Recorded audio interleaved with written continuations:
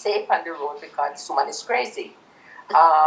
And so the following night she came and picked me up, and I was telling her that, listen, in the morning you go to work, I think it's better for me to drive my own car, that if I need to go shopping, I can go shopping without you have to wait on me and, make an excuse. And then she said, I need to tell you something. I said, what? And she said, Kitchy's gone. I said, what? What do you say? Kitchy's gone. I said, what do you mean Kitchy's gone? I said, you just told me that she just bought a bouquet of flowers. She said it was a goodbye flowers. He left for one of her best friends. Yeah. And that's a true story. He's been married to her now for a while. So I said to myself, wow, flowers doesn't mean anything, that because you get flowers, the relationship, in fact, they have their problem. But anyway, that's a different story. But I'm only saying, when somebody gives you gifts, it must gifts that can make you happy and uplift you, but not gifts that, gonna turn around and mean nothing, worthless. Yeah. And sometimes people make you feel so out of place. Like when Valentine's come around. Oh, Miss Gloria, did your husband bring you flowers? Oh, please. No. So no, but if he brings me a box of nuts or whatever, I'll be happy. We don't do the flower story. But not even Valentine. You walk by HEB, you bring me something that I like, very happy. You're not going for the flowers and this and that. Yeah. But that's how inspiration is telling us to be thoughtful. Little things mean a lot. Yeah. All right. Let's keep going. So we want to take a closer look at love expressions. And we want to hear what the inspiration has to say to us. You get this thing out of my way. All right. There are many who regard the expression of love as weakness, and they maintain a reserve that repels others. This spirit checks the current of sympathy. As the social and generous impulses are repressed, they wither and the heart becomes desolate, cold. Beware of this error. Love cannot long exist without expression. Let not the heart of the one connected with you starve for the want of kindness and sympathy. Cultivate tenderness, affection, and love that have expression in little courtesies, in speech, in thoughtful attention. So this comes to us from the Adventist Home, and you see the pages there. So, love, express yourself. You love your children, hold them, kiss them. Why I love you, you weren't so strong, or whatever. Tell your children nice things. Some people only wait for the children to slip up. You see, you got far to go in this life, and they keep cursing their children and belittling them and saying the most negative things. I had a family member used to tell her daughter, because she didn't used to like to wash dishes. You, when you get married, your maid can be sleeping with your husband. You tell your children these things. After a while, you say often enough, they begin to believe it. Yeah, and so they grew up with this kind of this phobia. I don't want no maid. Even if they need a maid, they're afraid because you curse them out like that. And so try to bless your children. Tell them nice things. And even when they're going wrong, you can say, God doesn't love this. But if you would turn, He would do so. Always lead them with something positive. Just don't keep telling them negative. You don't like school, you can sleep graveyard. And things like that people tell their children. And then they grow up believing it all. And sometimes it's not that the child is not trying. Maybe the child learns in different ways that the teacher has not figured out. And so we have to be patient with them and stop saying evil things to the children, grandchildren too. And you tell the girls different things, and then they go up believing it, and sometimes they make it a part of them, which if you had not said that to them, life would have turned out differently. And so we have to be careful. about our pronouncements.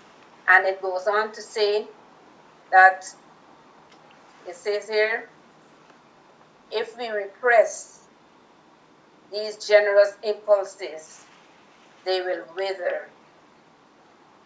They will wither. And we want to cultivate it. You see the last paragraph here says cultivate. Some of us don't have these things. And so we have to cultivate them. We might have grown up in homes where our fathers were abusive, inattentive, negligent. And so we have to cultivate these graces, tenderness, affection, love, and showing little courtesies in the way we speak and being thoughtful in our attentions. And so God will help us to do these things. And in our interactions with others, sometimes we don't want to do this, and we make the whole set of excuses. If I do this, I don't have this, so it can end up like this. No, move out in faith and do what is right, and God is going to bless you. Let not the heart, now this is the bad part.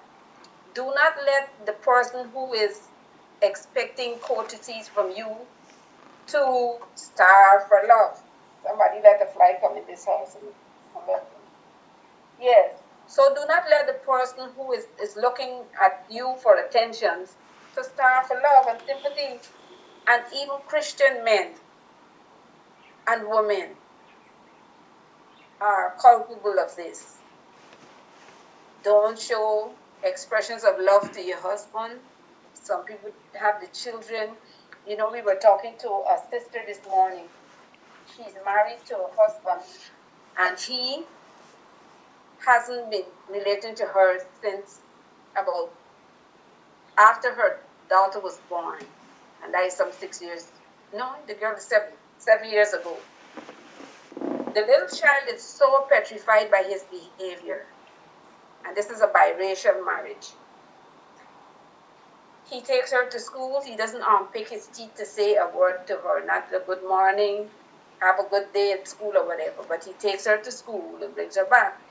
So she tells her mom, Mom, I am afraid to travel with Dad. I feel something bad will happen Monday. See that? Because her own father that brought her into this world is so upset with her mom that he has no relation. He doesn't talk to child. He's in the home.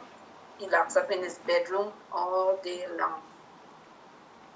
And so people live with these things, and they come out to the world and they have a big smile, a broad smile, but things are not regular at home. And so we as Christians, we're not going, I keep saying, we could sing the kingdom is coming, oh let us prepare, but we're not going there if we don't cultivate these attributes that are essential for the happiness not only of ourselves, but of those that are around us.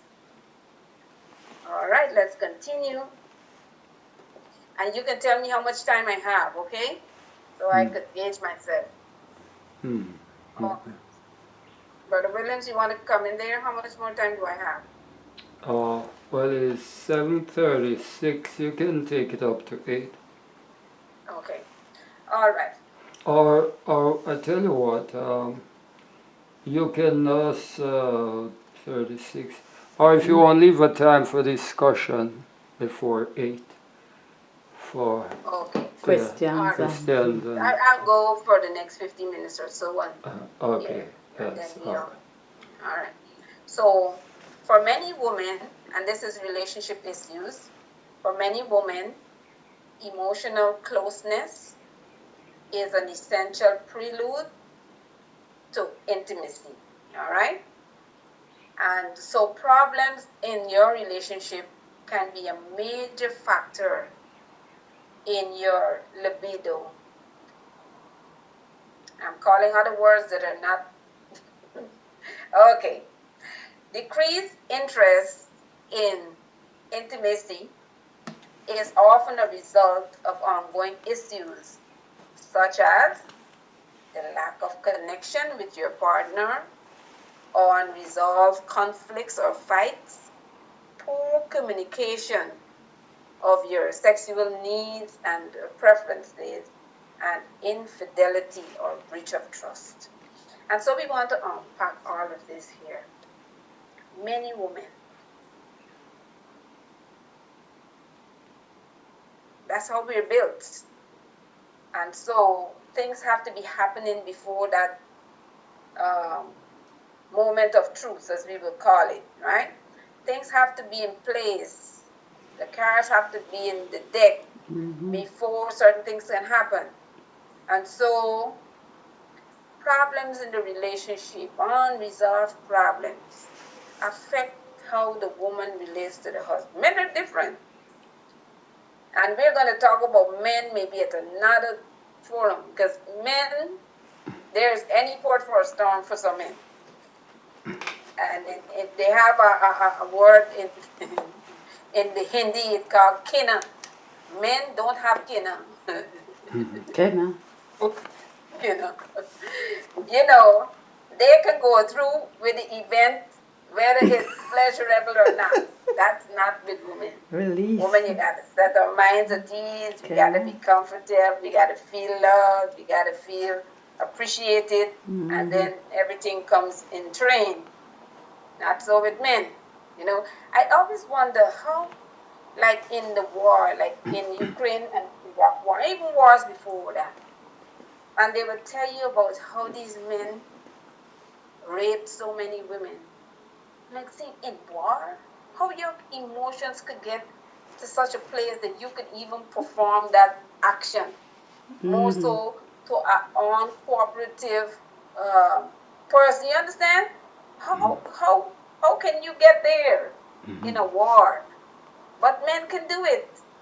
And that's one of their vilest attacks on the opponents, to rape women.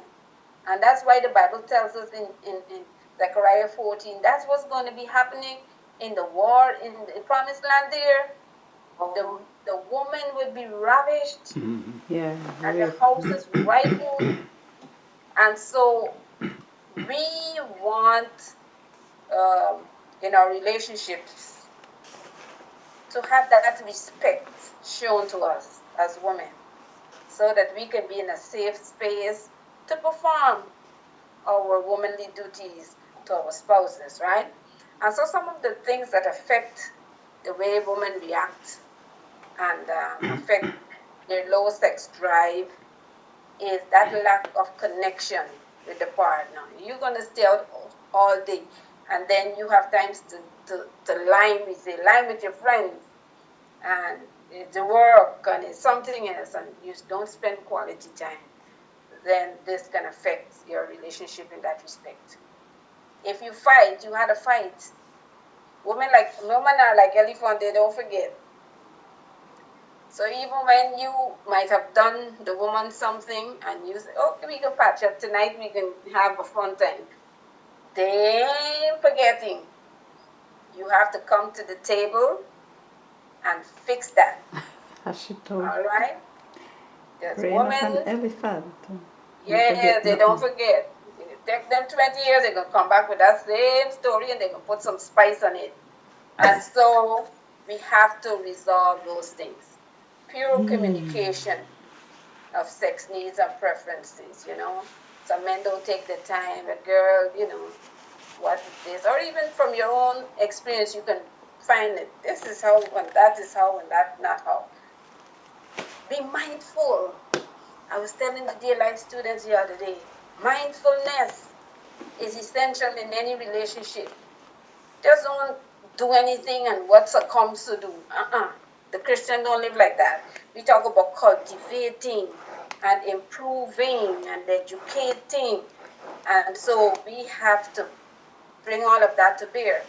So talk about things in your relationships. Don't be shy about them, because a lot of people, 40 years in marriage, never was satisfied because no one took the time to talk about these things. Infidelity, this is a big one. And breach of trust. And like Sister Bessel was talking about that story, how many times has that not happened? I know I have a little brother, Sister Wilson, I think she knows him too, out in New York there. He was getting married several years ago, and his wife had a best friend, and she was to be her maid of honor. And so all the preparations are made, dresses are bought, and everybody is riled up. You had the bridesmaid party the night before, and this and that, and everything is in place. All the girls got the dress ordered and shoes and everything. Mm-hmm.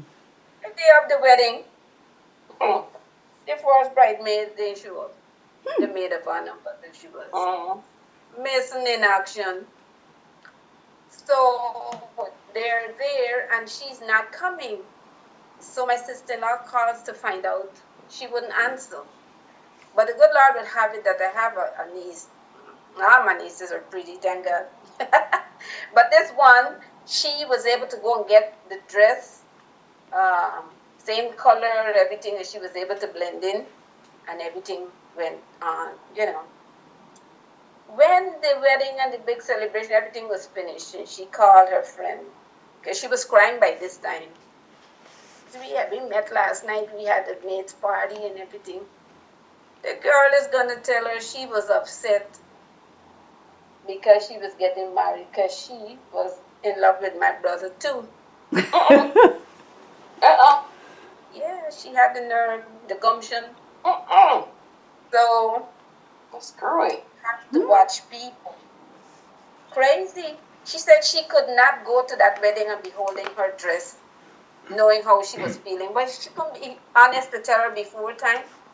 Girl, I don't think I could come to this wedding. But no, she wanted to hurt her, and hurt her in a very harsh way because of her personal feelings that she was cherishing. I never hear And that. so my brother himself probably did not know how she felt about him, So this would not have been a breach of trust. But let's say the two of them had something going at the time of the wedding, because I've heard stories, or too many stories in this head of mine. But things like that happen. I know one girl I was working with. She got married, but she was in love with the best man. So at the wedding there was a period of blackout. Okay, and you get that a lot. What do you call them? Accumulation of when electricity goes out. She is kissing the best man in the darkness on her wedding day. She comes to work and she's giving us the whole episode, and she was so scared that the light would pop on and find her. So people do things like that. And when you get to find out in your relationship, it's hard. It's a hard pill to swallow, So let's be honest, be there for each other, and nurture what we have. The grass always looks greener on the other side. And also, when you take off that green sunshades, it's bare, dry grass. So we have to respect and love and cherish what we have. And don't look for another serious problem, Sister Decaires, even among us, is that we are not marrying for true love. Yes, Right. married for. And that is very serious, because many of us suffer because we are marrying for things that we might need, and we are not marrying for the right reason. And I tell people all the time, love does not compromise. You see the thing called love? If we love, Christ loves us, and that's why when they spit upon him and put crown of thorn on his head, he could still say, Father, forgive them. When you love, you forgive.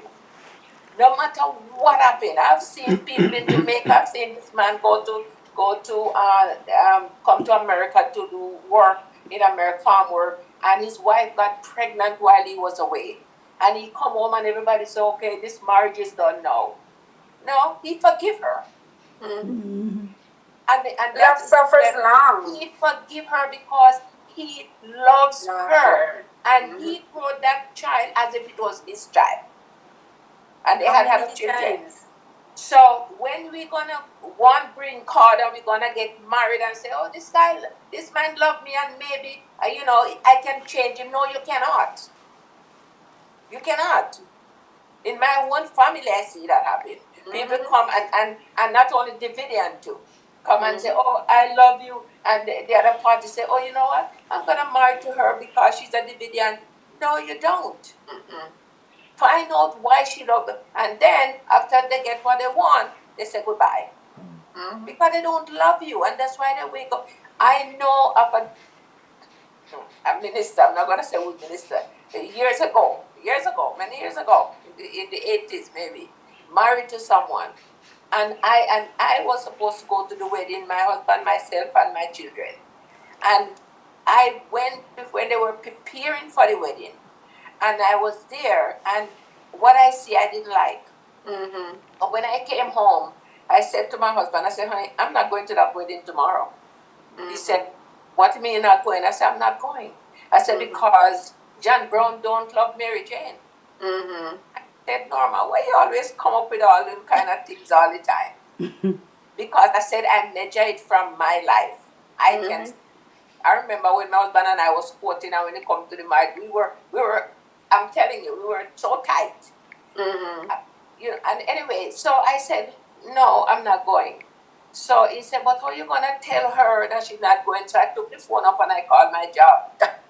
And I said to them, are you short? And they said, oh, yes, you want to come in? I said, yes. He said, come in. I said, okay. So I told him, he said, listen, they called me in for work and I have to go to work. And I went to work and I didn't go. So done. It was so messed. And not only one, but this one was actually a minister. Wow. And I heard that, and the wife told me one day, she said he was so disconnected from her that one day she literally walked before him naked. He was all in his book study. And she walked and she said, hey, whooping up her robe over here. And you know what he said to her? Go put some clothes on.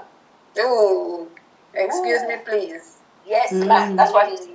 Go put them. And then eventually dissolved. So we have to marry for the right reason. We have to marry because we have a connection with that person. And I see it more and more is happening among us in the church. People are marrying because of different reasons. And because of that, it's not a good thing. And that's why we have so much problem. Lack of connection with your partner. Yep. And you see, as women, we have an obligation to ourselves. You better believe it. We have an obligation to ourselves to be the best version of ourselves. That's right. We have to be comfortable in our own skin. And we are going to attract the right people to us. Don't try attracting people, doing everything to attract people. You just be the best version of who God made you to be. Live to your principles. Do what is right. Put a smile on your face when you go out to face the world. Just be the best version of yourself. And you will be surprised like bees to honey. You will be attracting, whether it's in just casual social friends or whatever. You're going to attract the right people to yourselves. And so I want to encourage our sisters to do that. Don't wait for nobody to give you no approbation. Oh, girl, you look nice. No, I look in my mirror, I look good. You could say what you like. I feel nice. My mirror tells me nice things this morning, and I believe it. You understand? So be comfortable in your own skin, and you're going to attract the right people to yourselves. All right. So, big problems. Sometimes when women get pregnant, husbands don't know what to do with them. Some people think that when you get pregnant, you should have no intimacy. Some people have all kinds of things about pregnancy. But people need to read and understand and get scientific information. Talk with your doctor, read good books, do your own research, and see what is best. Invest in yourselves. And when you know things, you can share with others. And so when people are pregnant and breastfeeding, they get a lot of hormonal changes, especially during pregnancy. Pregnancy does a whole lot of things. Some people are in bed for the whole 9 months. Some people get so swollen, they look different, like it's a whole new creation. Some people's feet become swollen. Some people's attitude change. Some people get a darker complexion. Pregnancy does a number on you. And so there's so many changes during pregnancy. And just after the baby's born and during breastfeeding, it put a damper. Women, they feel they're not clean, they're still going through the purification process, and that dampens the sexual drive. And of course, hormones aren't the only factor affecting intimacy during these times. You fatigue because this baby will shut his mouth. Yeah. Day and night, they don't have no time. And so you fatigue, you're changing your body image. You used to have your nice little, good looking, then you develop these stretch marks and everything, gravity taking its toll, pulling down and so on. And so things change and it can affect your mind. And the pressures of pregnancy or caring for the new baby can all contribute to changing in your sexual desires. Some women have to be counseled back into having intimacy. They feel dirty. They feel all kinds of different ways. It's amazing to see how people react. Some people, postpartum depression, want nothing to do with the baby, nothing to do with the man. I remembered, and I told my cousin, and I did do a research. I went home, and my cousin was pregnant, my cousin's daughter. And she calls me auntie. She says, auntie, I am having this second pregnancy. I just find myself laughing, and then crying. And then I don't want to talk to nobody. And I said, wait, I thought this thing just happened when you you get the baby. So I came back and I started researching prepartum depression. It's something, her hormones were all over the place.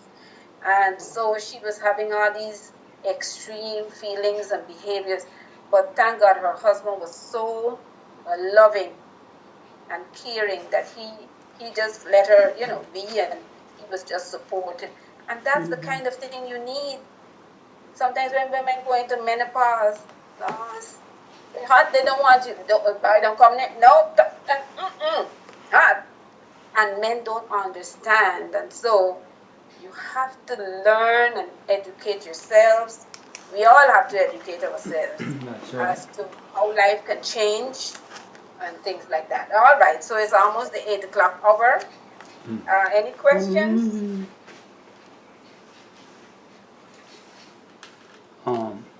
Okay. What a feast! Yes. This is I think I have like 2 other slides if there's no other questions. Okay. All right. Can we finish? Go ahead. Yes. Okay. So I talked about menopause and how the estrogen level drops when you're in menopause, and it causes a lot of drying up of the female organ, and there can be dryness, and intercourse could become very uncomfortable and so on. And also, we have, as women, we have a degree of testosterone, like men. Men have more than us, just like they have estrogen. And so this imbalance comes on where the little that we have is taken from us. And so that also helps to decrease in libido, and it affects relationships in that way. And so we have to have interest in ourselves. We don't want to become obsessed with ourselves, thinking about me, and I only. But we have to have some special regard for ourselves. As women, as men, yeah. You tell your sons, don't have no girls, treating them like this and that and that.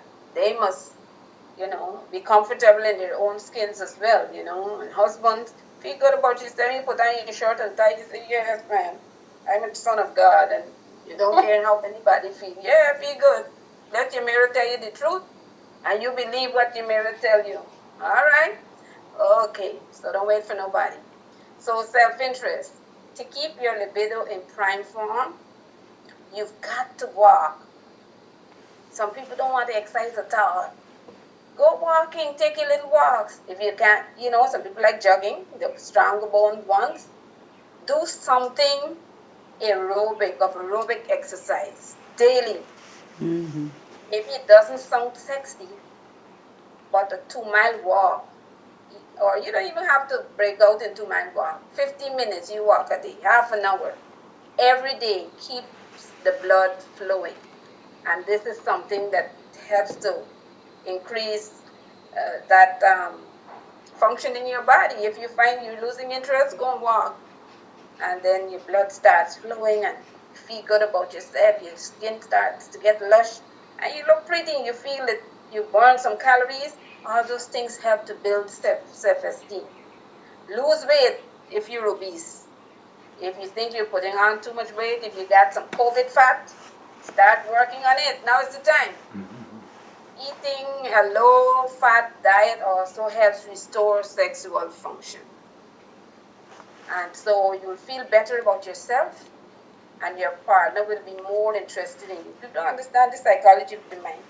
If when your husband comes in the afternoons, he see you every day, you sit on the couch, you watch TV, you're knitting, you do something, and you start, some afternoons, you just get up and run around, go around the park, do a mile or two. It's Susie this afternoon. So he started getting interested in you. You got to do things like that. I don't know, women sit down and let their relationship get so boring and so disinterested. Do things.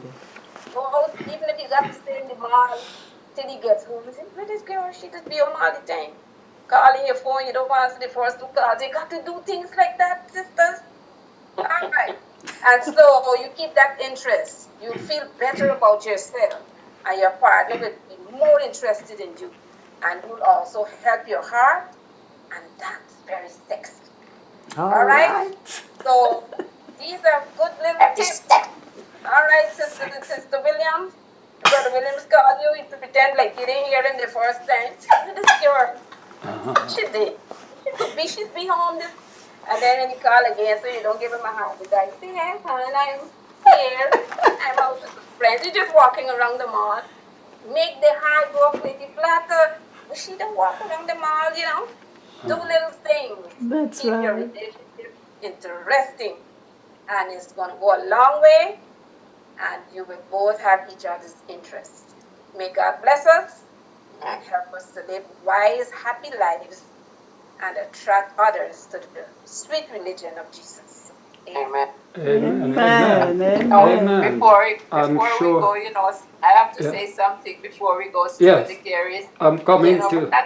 Brother and Sister Williams, I talk about them all the time. They would know. I have people that doesn't know them, and I often talk to them, and I always said, I met them when they were very young. The first time I met him, is not under good circumstances. I met him in the hospital. He was sick. I remember. And I went to Jamaica, and Sister Harcher told me my brother is in UC.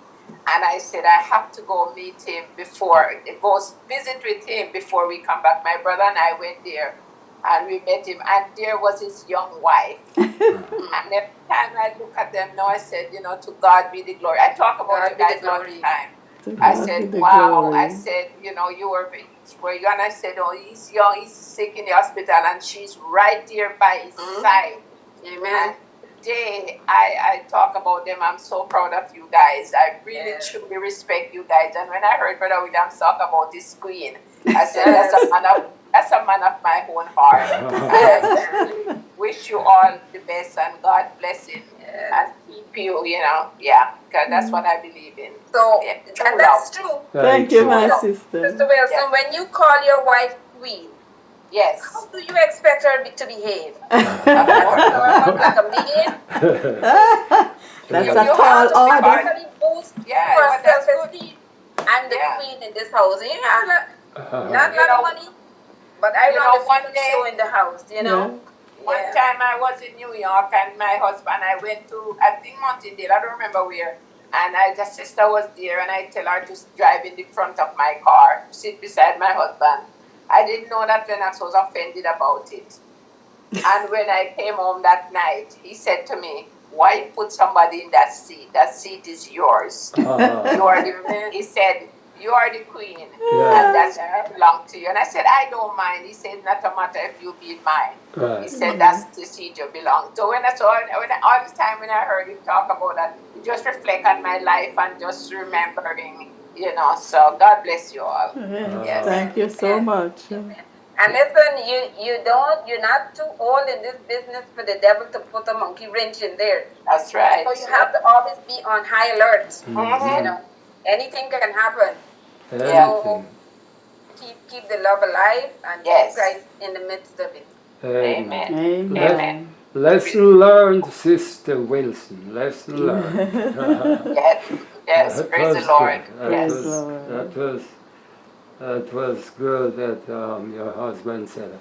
But anyway, I remember exactly what I think, as you said, in the hospital there when we met. That's the first time we met, and then I started seeing you afterwards, I think. But yes, she has been there for me, and you saw her that day. She has been there every day, practically, coming and going, coming and going. Beautiful, beautiful. There is a comment that says the best thing that the husband can show, a way to show his love is to be a provider. Yes. And then the love will automatically will flow. You want to talk about that? You don't want no bomb playing video games all day in your house. Let him go work, even if it's 2 cents. Even if you put the whole 85 cents or 98. If he brings his 2 cents, it's counted. A provider. That's right. Yes. God made the garden and the flowers and everything first. The fruit trees, prepared everything before that couple. Well, my dear sister, we have learned so much. And I tell you what, we don't hold back when you're talking about women or men's issues, because one thing we know is that as Christians we hold back on a lot of information that we need to talk about, we need to know. Unless it is not good for airplay. We got some airplane here. Yes. But you just tied up all the other presentations, because we had, talks on menopause, talks and hormones and postmortem, and now you introduce pre-mortem, and everyone knew about that. Postpartum depression. Pre-partum. Yes, that is something. And so women need to know, because I tell you what, knowledge causes love to grow. When you have an understanding of the woman you're with, because you made a comment that a person who couldn't deal with his wife after she had a baby, and he's not alone. He's not alone in that, and so if they learn, if they get some information, and that's why counseling is so important at times for couples, family counseling, family life counseling, because a lot of ignorant people are together and don't know how to manage these relationships and these issues when they come. Because, all they know is the part, that lovey-dovey part when they just met. But as you say, when things are going south and when that phase has changed. I heard a man one time, a woman, really. on the street, on the road of Jamaica, just shouting out on the top of her voice that this is not the man I married and I don't love him again. She was just bellowing that out down the street and was describing the man, how his face has become wrinkled and he's ugly and she don't want to be with him, and she was serious. So people are not ready to deal with, as the vow says, for better or for worse, until death do we part. No. They don't want to deal. They're not. Sometimes it just goes from worse to terrible. You still got to hang in. It goes from worse to... Yeah, so I want to thank you. I want to thank you for this wealth of information. It is very, very informative, very educational, and I am glad that Sister Mark came in, and I know I would reschedule, but even if I reschedule, you know, you never know. Maybe the same people would have been here, and you know, so it is God through her that caused it to happen, because I was just gonna shut down and go ahead and fix it tomorrow or something. But and then Mark is a technological lady. Yes. Yes.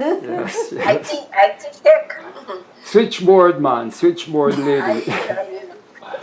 So thank you all for, and remember, I mean, do you have anything else, anybody?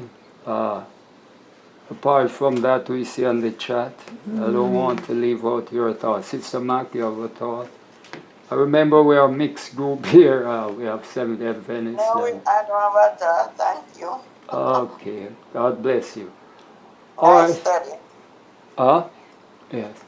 Nice study. Yes. Yes, Good it presentation. was great. It was great. I mean, she covered so many things. So normally I defer to my queen here because she also has a list that she wants to sort of highlight. Well, and as you come in with that, I have here sentimental. I heard a lady say, "Oh, this ring is so sentimental." How about the ladies with, you know, things that are sentimental? And because we know people cherish things of the past, all of us have some sentiment. And so how about the ladies? Because, you know, we as men, we have to learn how to deal with you. Sister Wilson says she don't like flowers, but I like all that. bouquet?